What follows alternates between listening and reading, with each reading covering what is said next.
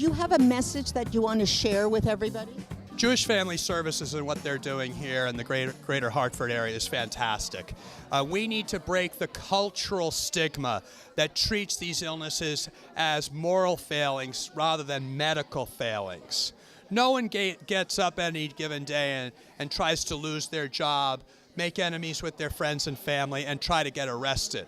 That's not what the normal human being does. So this is not a voluntary choice that people make.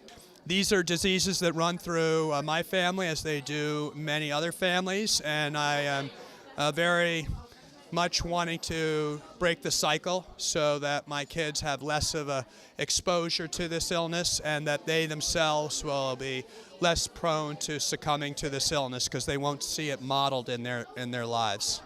Mental health is something that we as a culture do not talk enough about, and the statistics keep getting worse.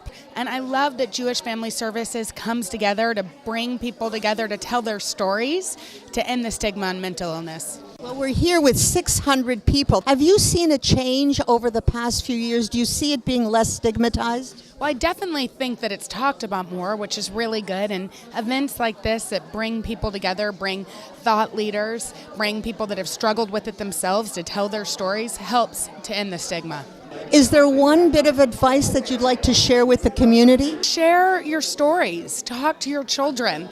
I think almost everybody has been affected in some way by mental illness, but for some reason the conversations are still taboo. And when you think about it, if somebody was affected with cancer, you wouldn't not talk about it. So talk to your kids about mental illness. Talk to your friends about it. Spread the word.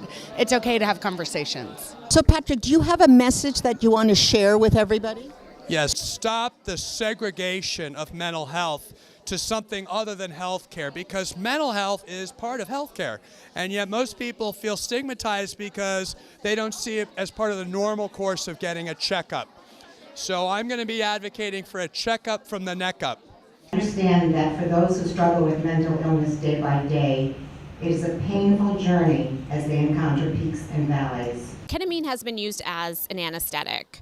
What they've discovered is that in low doses, it can help people with depression, and it can help very rapidly. How has your story changed from last year to this year?